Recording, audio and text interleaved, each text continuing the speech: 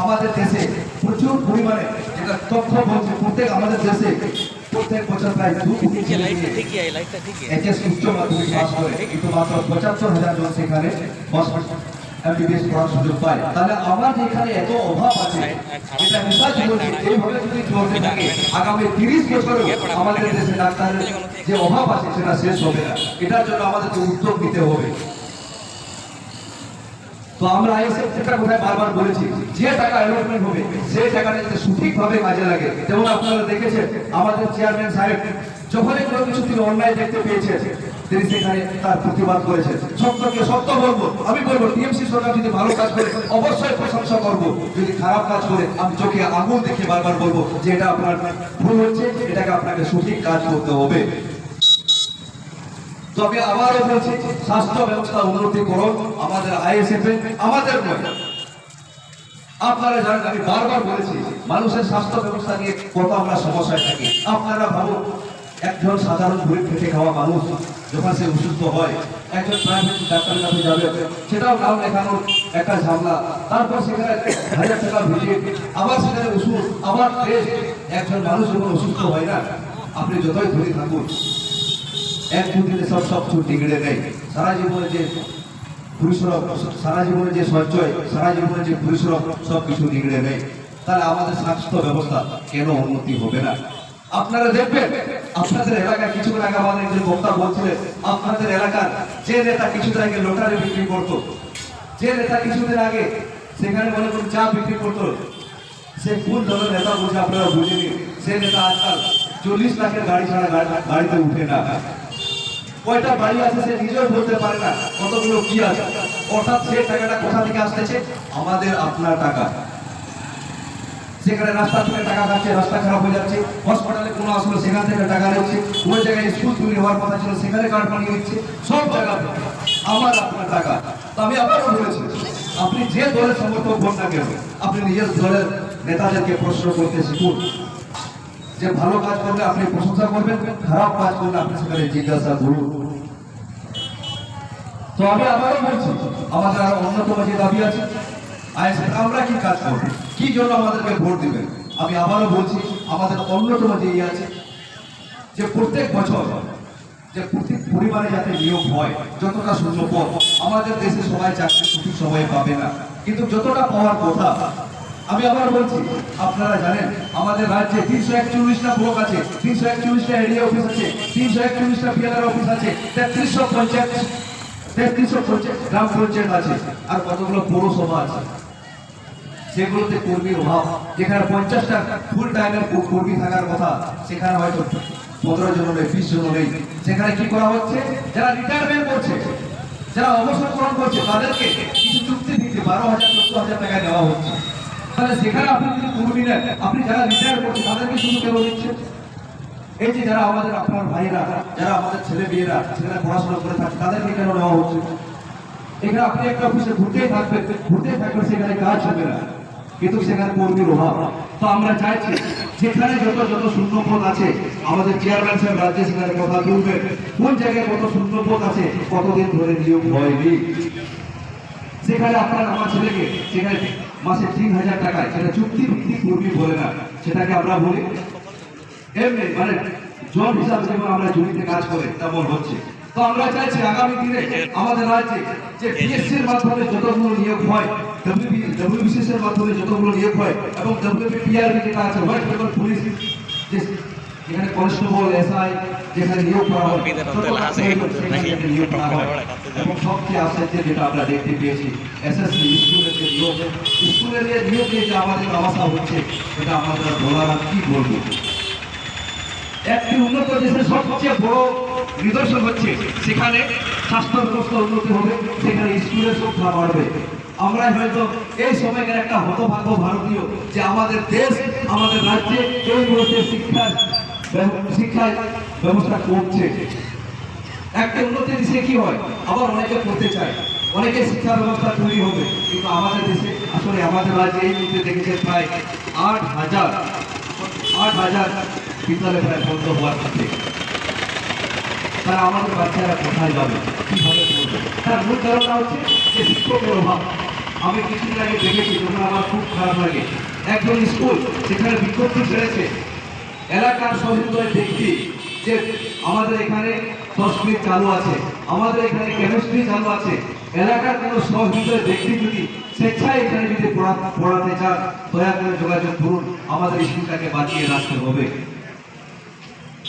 কথাটা একবার ভাবুন যে এলাকার কোনো সহৃদয় ব্যক্তি স্বেচ্ছায় বিনামূল্যে যদি পড়াতে চান, তাহলে যে জায়গায় অপরদিকে আমরা কি দেখেছি, আমাদের দেশে যে করোনার পরে যে শিক্ষা যারা বিএড করে আছে, যারা পিএইচডি করে আছে, যে নিয়োগের যে হার, সেখানে এক একজন শিক্ষককে দিচ্ছে যে আমি এমএ পিএইচডি করেছি, আমাকে দুবেলা খাওয়ার লাগলে আমি সেখানে টিউশন পড়াতে রাজি আছি, আমার শুধু দুবেলা দুমুঠো হলেও যায়। তাহলে যে জায়গায় স্কুলের ডিমান্ড আছে, শিক্ষকের ডিমান্ড আছে, এবং সেখানে আমাদের এখানে যারা যোগ্য প্রতিযোগীরা আছে, তাহলে নিয়োগ কেন হচ্ছে না সঠিকভাবে? এবং যা একটি 2016 সালে 2011 থেকে যা একটি নিয়োগ হয়েছিল, সেখানে যেভাবে দুর্নীতি, 7,000 ছেলে মেয়ে সেখানে শুধু রোল নাম্বার দেখে এসেছিল, সেখানে কোনো উত্তর দেখে তারাও চাকরি করছে। তাহলে আপনারা ধরুন আমাদের এখানে পড়ে 10-12 লাখ করে চাকরি বিক্রি হয়েছে, 15 লাখ করে, 7,000কে যদি আপনারা 12 লাখে যোগ করেন, কত হাজার কোটি টাকার দুর্নীতি হয়েছে।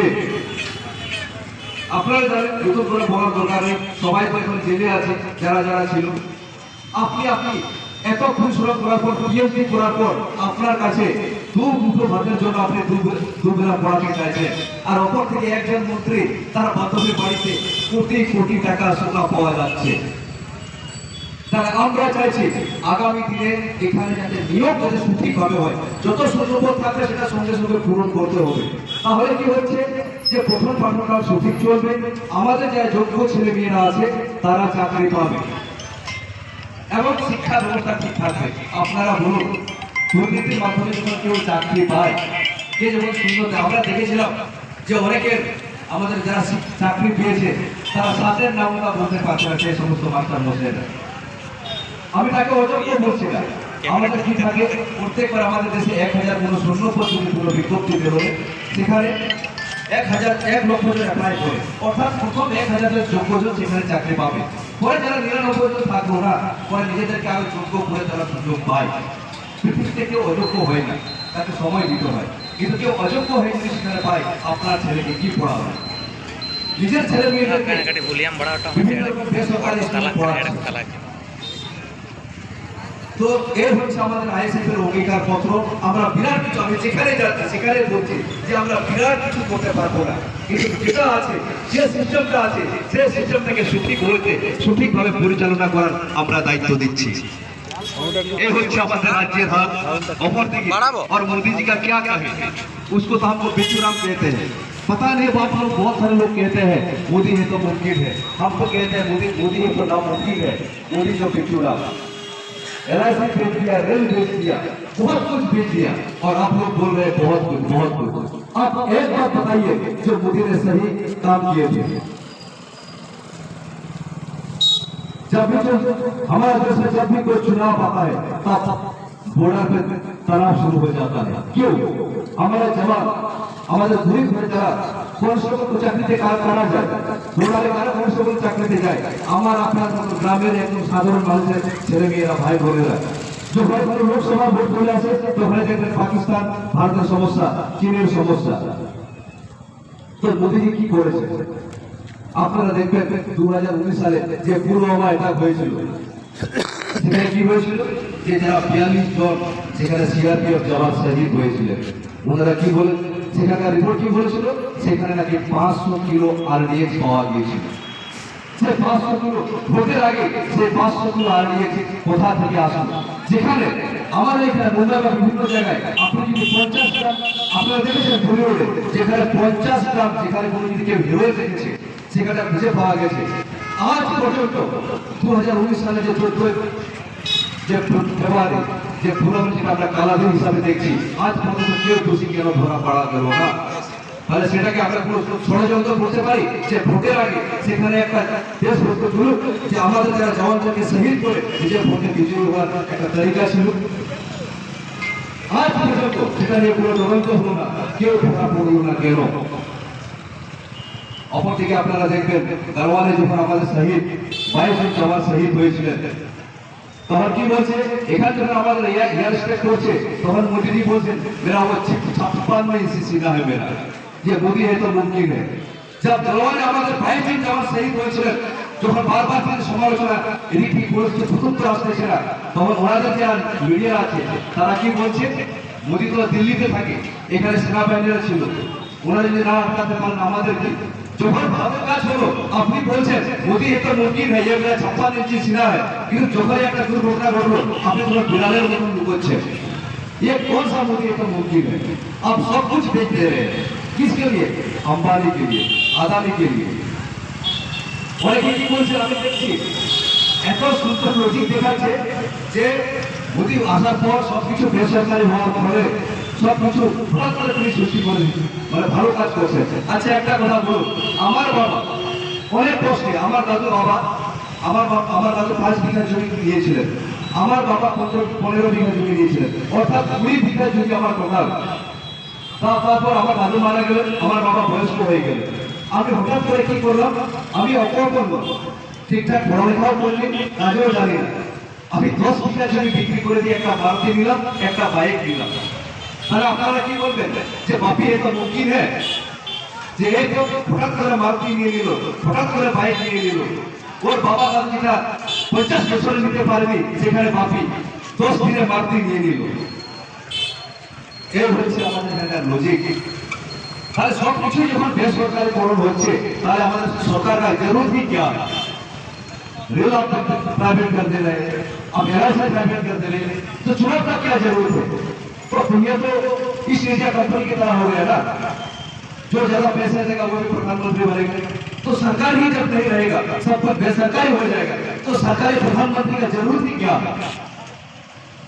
तो सब चीज अपना करके बोलছি, मैं और भी एक बार कह रहा हूँ, हमारा देश में जो जवान जाते हैं, हमारा देश का जय जवान जय किसान का जो नारा लगा था गाँव में, हमारा देश अभी 75 से 80% जो परसेंटेज है वो किसान लोग हैं।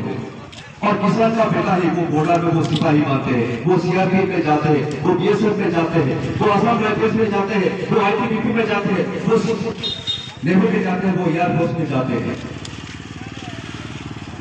तो किसको क्या सोचा, तो इन लोगों को ये पहले सोचना चाहिए ना। আপনাদের আরেকটা কথা বলছি যে মোদীজি বারবার, যে বিজেপি বারবার দেশভক্তের কথা বলে, যে টিএমসি বারবার দেশভক্তের কথা বলে, আমাদের সার্ভে কি বলছে, আমাদের ভারতের সার্ভে কি বলছে, ভারত স্বাধীন হওয়ার পর কোন নেতাদের 0.5% ছেলে মেয়েদেরকে তাদের সেনাবাহিনীতে পাঠায়নি। সেই সমস্ত নেতারা আপনাকে দেশভক্তির শিক্ষা দেবে।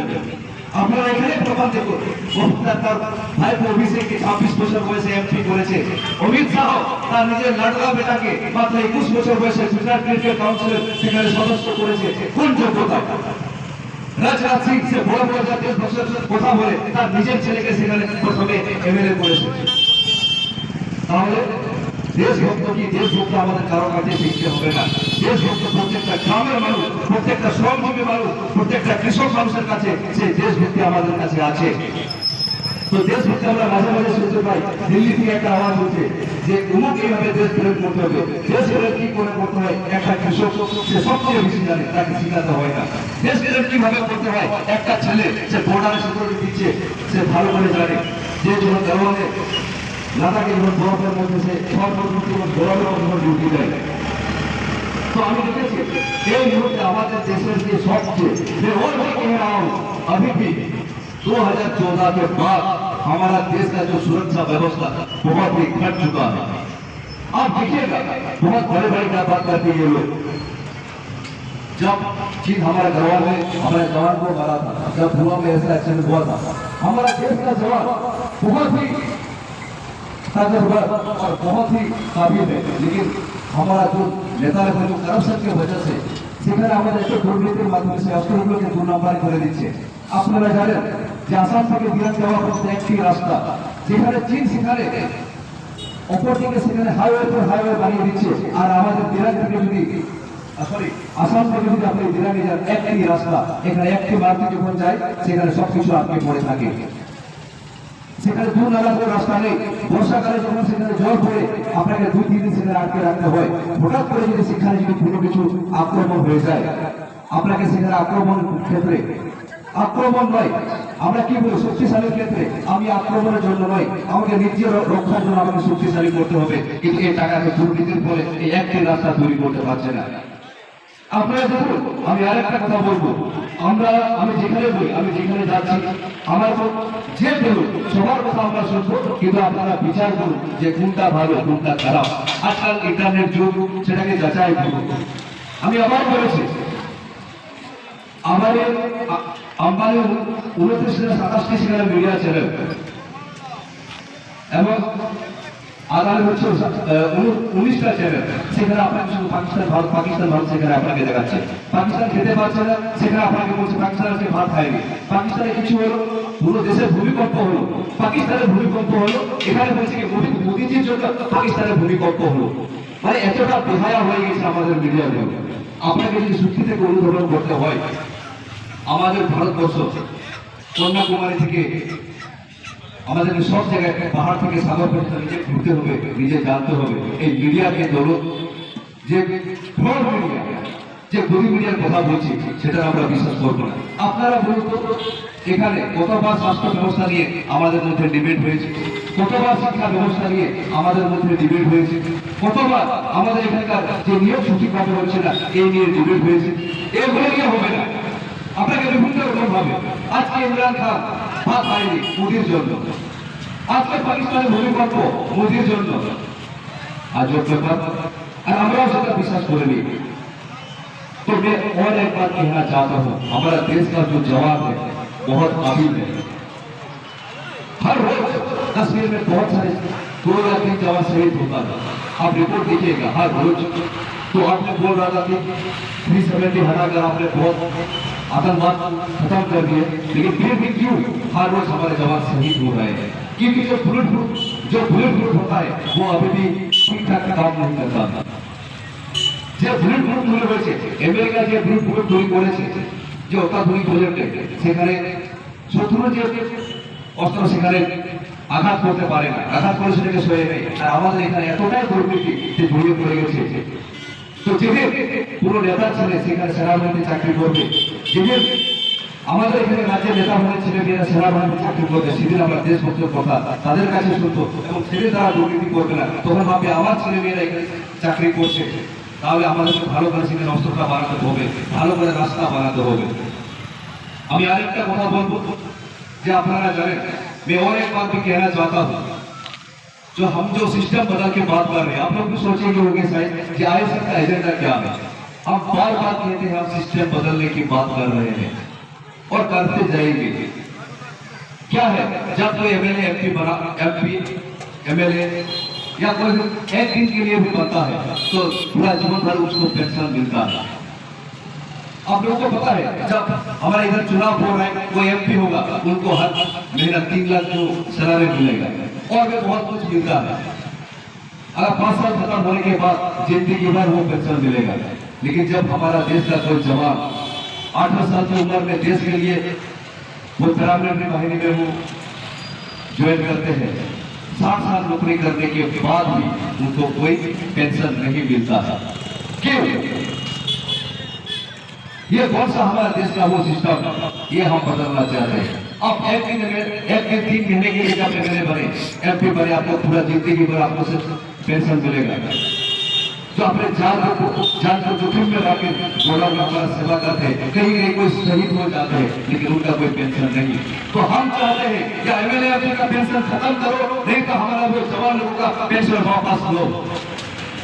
আমি আরেকবার বলছি, আমাদের আইএসএফ এর অন্যতম দাবি আছে, হয় আপনারা এই এমএলএ এমপিদের পেনশন বন্ধ করুন, অথবা এই সেনাবাহিনী যারা সেনাবাহিনীতে চাকরি করছে প্যারামিলিটারি বাহিনী তাদের আপনারা পেনশন শুরু করুন। আমার খারাপ লাগে, যে ছেলে দেশের জন্য, যে জওয়ান, যে সার দেশের জন্য 38-42 বছর চাকরি করার পর সে কোনো পেনশন পায় না। অপরদিকে দেখবেন আপনাদের দিকে একটা চামচা, একজন ক্যামেরা যখন নেতা হয়েছিল, সে এখন বাড়িতে বসে বসে পেনশন পাচ্ছে। আমরা এই সমস্ত সিস্টেম বদলের কথা বলছি। তো আপনারা হয়তো ভাববেন যে এত কম সংখ্যক মানুষ কত দিনে কি করবে। আমি এটুকু বলতে পারি, আপনারা একটা ঘটনা শুনেছেন, যখন ষোড়শ যুগে গ্যালিলিও যখন বলছিলেন যে পৃথিবী সূর্যের চারদিকে ঘুরে, তখন তাকে পাগল বলা হয়েছিল। হাজার হাজার লক্ষ মানুষ সবাই বলেছিল যে পৃথিবী দাঁড়িয়ে আছে, সূর্য ঘুরছে, কিন্তু তার সত্য হতে অটল ছিলেন। তো আমরা যার কত সংখ্যা আছে, আমরা নিজেদের মতো অটল আছি, ধীরে ধীরে আপনাদের যে সমর্থন, আপনাদের ভালোবাসা পাচ্ছি। বিভিন্ন দল ছলে বলে অর্থ দিয়ে ভয় দিয়ে সেখানে বড় বড় সভা করছে। আমরা এই সিস্টেম বদলানোর কথা বলছি যে প্রত্যেকবার আমরা 2019 নির্বাচনে দেখেছিলাম 60,000 কোটি টাকা একটি নির্বাচনের জন্য খরচা হয়েছিল, যেখানে আমরা নিজেদেরকে গরিব দেশ বলছি, এত টাকা কি করে খরচা হচ্ছে।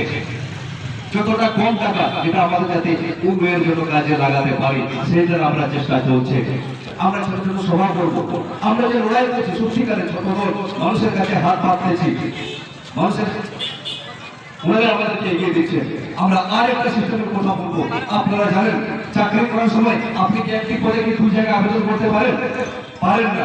আপনাকে যে কোনো চাকরিতে সেখানে একটি পদের জন্য আবেদন করতে পারেন, কিন্তু কোনো জায়গায় দেখবেন কোনো এমএলএ এমপি নির্বাচনের সময় দুই জায়গা থেকে সেখানে নমিনেশন ফর্ম করতে পারে এবং দুই জায়গায় সেখান থেকে প্রতিদ্বন্দ্বিতা করতে পারে। দুই জায়গায় যখন সে জিতে যায়, এক জায়গায় থাকে সেখানে পদত্যাগ করতে হয়, অর্থাৎ সেখানে আবার নির্বাচন, আবার কোটি কোটি টাকার খরচ। আমাদের এই গরিব দেশে এরকম নিয়ম কেন চলবে? যে কোনো এমএলএ এমপি এক জায়গা থেকে যারা প্রতিদ্বন্দ্বিতা করতে পারে, একটা ভোটার তো দুই জায়গায় ভোট দিতে পারে না। তাহলে এই যে অর্থের যে অপচয়, সব কিছুতে পরিবর্তন হচ্ছে। আপনারা জানেন আমাদের এখানে ভারতবর্ষে আগে 4 পাসের মতো আমাদের প্রাইমারি চাকরি হতো, 8 পাসের গ্রুপ ডি চাকরি হতো। সময়ের সুযোগে সুযোগে সব কিছু পরিবর্তন হয়েছে, কম্পিউটার সেখানে বাধ্যতামূলক করা হয়েছে, কিন্তু পলিটিক্সের কোনো পরিবর্তন হয়নি। তারা নিজের মতন করে সেখানে পলিটিক্সকে পরিচালনা করছে। তো আজ আমরা আইএসএফ থেকে কি চাইছি, যে আমরা যারা সাধারণ গ্রামের খেটে খাওয়া মানুষ, আদিবাসী, মুসলিম, দলিত, রাজবংশী, নেপালি, মাহাতো, কর্মী, সবাই লোকাল ফর ভোকাল, আমাদের এলাকার সমস্যা আমরা ঠিক করবো, আমাদেরকে নেতৃত্বে এগিয়ে আসতে হবে। আমি আগেও বলেছি, আজ পর্যন্ত আমাদের রাজ্যে 8 জন মুখ্যমন্ত্রী হয়েছে একই জাতি থেকে ঘুরে ফিরে। কেউ 30 বছর, এখনো মমতা ব্যানার্জি আছেন 12-13 বছর। তাহলে আমাদের দেশে, আমাদের রাজ্যে আদিবাসী সমাজ থেকে কি কোনো একজন যোগ্য মানুষ ছিল না যে মুখ্যমন্ত্রী হতে পারত? এখানে মাহাতো সমাজ থেকে একজনকে যোগ্য ছিলেন না যে মুখ্যমন্ত্রী হতে পারত? মুসলিম সমাজ থেকে একজনকে যোগ্য ছিলেন না যেখানে মুখ্যমন্ত্রী হতে পারত, যে নিজের অধিকার নিজেদেরকে বুঝে দিতে পারত? স্বাধীনতার লড়াইয়ে আমরা সবার আগে ছিলাম, কিন্তু দেশ শাসনের ক্ষেত্রে আমরা পিছিয়ে আসছি কেন? আইএসএফ এই কথাটাই বলছে সবার জন্য। আপনারা আমাদেরকে যাদেরকে দেখছেন, কেউ এখানে কথা বলতে আমরা কোনো নেতা নয়, আমরা একদম সাধারণ গ্রামের ছেলে। আমরা আজকে এসেছি সিস্টেম পরিবর্তন করতে। ভারতের যে এক ন্যায়তন্ত্র চলছে, যে এক কথা যে পলিটিক্যাল ব্যবস্থা চলছে, সেটা পরিবর্তন করতে, সমাজবাদী পরিবর্তন এবং সিস্টেম বদলের জন্য এসেছি। তো আমি চাইবো আপনারা ধীরে ধীরে এগিয়ে আসুন। আমি আগেও বলেছি, যেখানে গিয়েছি যে ভোট আমাকে দিন বা না দিন, ভোট আপনারা অবশ্যই দিন। যেখানে আমরা দেখতে পাচ্ছি যে ভোটের প্রতি মানুষের বিশ্বাসটা অনেক কমে যাচ্ছে। আপনারা এবার আমরা দেখেছি কোনো জায়গায় 49%, কোনো জায়গায় 50% ভোট পড়েছে 100%-এর মধ্যে। কেন? এই রাজনীতির উপর বিশ্বাস হারিয়ে দেওয়ার জন্য। ওই যারা দুর্নীতিতে বসে থাকে, যারা তার দাদু ছিল মুখ্যমন্ত্রী, তার বাবা ছিল মুখ্যমন্ত্রী, সে এখন ঠিক করে নিয়েছে যে ছেলে মুখ্যমন্ত্রী হবে। ওনারা কি চান যে আমাদের এই রাজনীতির প্রতি আমাদের বিতৃষ্ণা জন্মা, যাতে আমরা শুধু ভোট দিই ওনাদেরকে, ওনারা ভোটে দাঁড়াবেন, আমরা ভোট দেব তাদেরকে। ওনারা শুধু আমাদেরকে রাজনীতি থেকে 20 নজরে আমাদেরকে তাকিয়ে বলছেন। কিন্তু এই রাজনীতির মাধ্যমে কেউ এমএলএ নির্বাচিত হয়, কেউ সভাপতি নির্বাচিত হয়, কেউ সভাধিপতি নির্বাচিত হয়। আমি চাইছি এই জন্য, আইএসএফ চাইছে গ্রামাঞ্চলে বা শহরাঞ্চলে একদম আমরা আম আদমি, যারা আমরা সাধারণ মানুষ, আমরা নেতৃত্ব দিতে শিখি। আমি বলছি, এখনো বলছি, আইএসএফ আমরা চাইছি। এই যেমন আমাদের কি বলেছিল যে আপনারা মুসলিমের দল, বিভিন্নভাবে আমাদেরকে ছোট করা, যাতে আমরা যাতে ভোটে প্রতিদ্বন্দ্বিতা না করি। তাহলে আমি তখন আমাদের যে পূর্ববর্তী বক্তা বলছিলেন, তাহলে আমরা ওই বিজেপিকে তো বলি না এটা ব্রাহ্মণের দল, টিএমসি তো বলি না ব্রাহ্মণের দল, তাহলে দলটা যদি দল হয়, আপনি দল করলে ঠিক আছে, আমরা যখন রাজনীতিতে ভোটে দাঁড়াবো আমাদের বেলায় আপনার চুলকারি হচ্ছে কেন? আপনি তো জানতেন যে বংশ পরম্পরায় মুখ্যমন্ত্রী সিট আপনাদের সেখানে ঠিক করে দেওয়া আছে। যখন আমাদের সাধারণ মানুষ যখন আমরা চাইবো তখন তাদের তো গাড়ি চলবেই।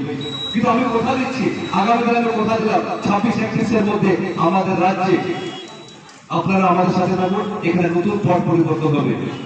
নিজের এলাকায় উন্নয়ন, আমাদের এখানে জিএসটি আছে, জিএসটি আছে, কিন্তু তারপরে আপনারা দেখছেন যে জঙ্গলমহলের বালু, জঙ্গলমহলের বন সম্পদ ওদের এখান থেকে দূরে চলে যাচ্ছে কেন? যতটুকু প্রয়োজন আমাদের ট্যাক্সের যতটুকু প্রয়োজন সেটাই যাক না, তার অন্যান্য যে টাকাটা আছে সেটা জঙ্গলমহলের উন্নয়নের কাজে লাগুক। তাহলে এখানকার টাকা দিয়ে অনেক বড় বড় কি অনেকে কি করে দিচ্ছে করুক। কেউ যদি সৎ পথে বিজনেস করে, পড়াশোনা করে, রিসার্চ করে, বিভিন্নভাবে যদি ইনকাম করুক, কেউ কোটি কোটি টাকা আমার গর্ব লাগবে, কিন্তু আমাদের সম্পদ কেউ লুট করে কেউ বড় সেটা আমরা মানবো কি করে? তো যাই হোক, এই হচ্ছে আমাদের ধীরে ধীরে আমাদের এখানে আরো বক্তা আছে, আমাদের রাজ্য সহ সম্পাদক রক্ষিতা আছে। আমরা যেটা বললাম হয়তো আমাদের কথা আপনাদের নেতার মতো নাও হতে পারে, আমরা কোনো নেতা নয়, আমরা সাধারণ মানুষ, আমরা কোনো নেতা হতে চাই না। আমরা চাই যারা জনসাধারণ আছে তাদের অসাধারণ ভোটে আমাদেরকে আমাদেরকে নির্বাচন করেন। আপনারা যেটা বলবেন, যেভাবে বলবেন, মানে শুধু মাঠে যেমন নির্দিষ্ট এজেন্ডা আছে, নির্বাচনী এজেন্ডা আছে, তার বাইরে জনসাধারণ যদি চায় যে এই এলাকার জন্য এটা ভালো হতে পারে, এই এলাকার জন্য এটা ভালো হতে পারে, আমরা অবশ্যই যে ঠকিয়ে দেওয়া রাজনীতি নয়, যে জনগণের এবং উত্তর পূর্ববঙ্গের আমরা দিশা দেখতে চাইছি। তো সবাইকে আরেকবার ধন্যবাদ জানাবো। ওয়েদারটা খুব ভালো লাগছে, আমার আসে ভালো লাগলো। বেশ পাহাড়ের নাম আমরা অনেক শুনেছিলাম। তো সবাই গরম চলছে, এই গরমের মধ্যে সবাই একটু জল খাবেন, লেবু শরবত খাবেন, কেন কি অনেকের ডিহাইড্রেশন আমরা দেখতে পাচ্ছি, অনেকে স্ট্রোক। আমরা রাজনীতি করবো রাজনীতির জায়গায় এবং নিজের শরীর স্বাস্থ্য। আমি আরেকটা কথা বলবো যে বড় বড় নেতা যারা আছে তারা পুরো মারামারি করবে না। আমরা রাজনীতি থাকুক, মতভেদ থাকুক, মনোভেদ যদি না থাকে, আমাদের জন্য রাজনীতির জন্য কারো যাতে সামাজিক, কারো যাতে পারিবারিক সম্পর্ক না নষ্ট হয়, সবাই ভোটের মতো দিন, কাকে জিতাবে সেটা জিতাবে। আমি আইএসএফের প্রার্থী অবশ্যই চাইবো আমাকে জিতালে আমি কাজ করার সুযোগ পাবো, কিন্তু পার্টির জন্য, রাজনীতির জন্য নিজের সম্পর্ক যাতে খারাপ না হয়। তো সবাইকে আরেকবার জোহার, নমস্কার জানিয়ে আজকে আমি বক্তব্য শেষ করছি। নমস্কার।